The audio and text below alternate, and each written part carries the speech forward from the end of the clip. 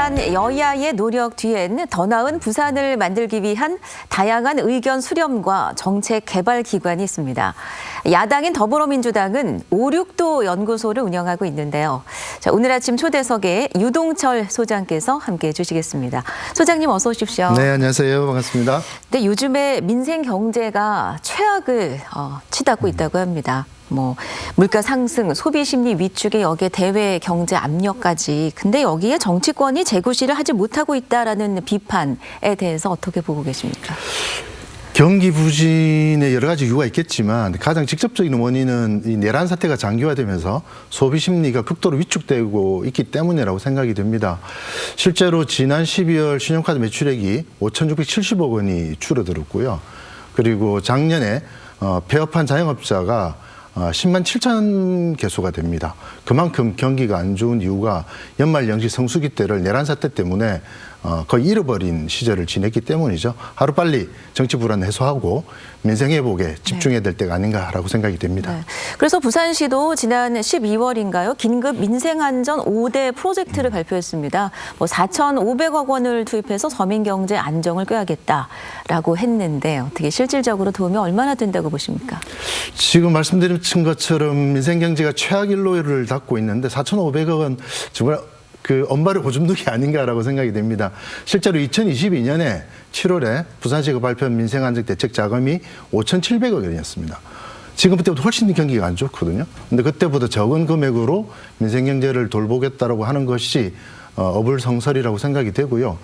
특히 이제 부산 같은 경우도 작년 12월에 그 소비가 7% 급락을 했습니다.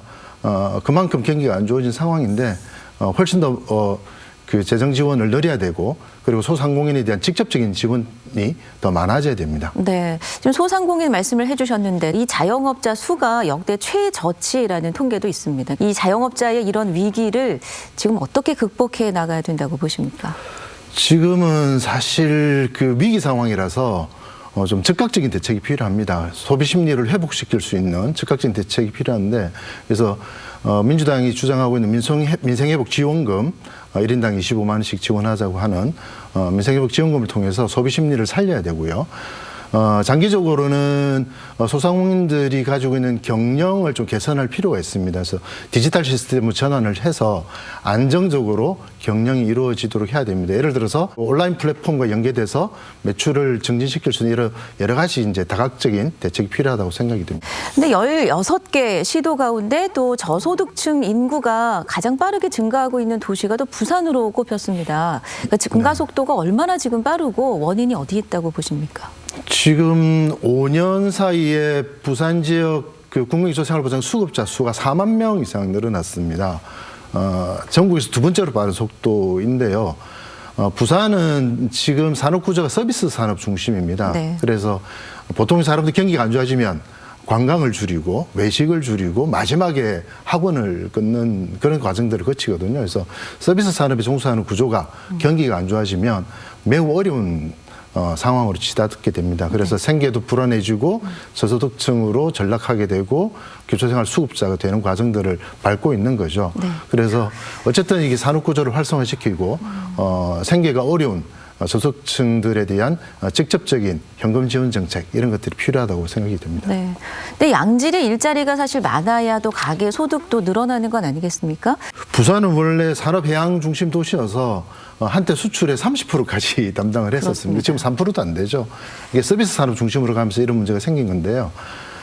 지금 이 부산이 산업 경쟁력을 강화해서 일자리를 만들려고 하면 부산의 가장 장점이 바다를 살려야 됩니다. 네. 그래서 해양, 수산, 물류, 철도, 조선업 이런 것들 중심으로 살려야 되고요. 특히 최근에 트럼프발 뜨고 있는 북극항로, 북극항로에 적극적으로 대처해서 부산의 새로운 미래 먹거리 이런 이제 성장시킬 필요가 있습니다. 그리고 이 우수한 인력들이 부족하다는 이야기들이 있거든요. 그래서 우수한 인력을 양성할 수 있는 기업과 대학 간의 연계 시스템 그리고 다양한 우수인력에 대한 지원 시스템, 주거 문화 인프라 확충 이런 것들도 같이 있어야 될 거라고 네. 생각이 듭니다. 지금 북항 재개발 사업이 다시 속도를 내고 있지 않습니까? 이제 외자 유치에도 어느 정도 성공을 하면서요.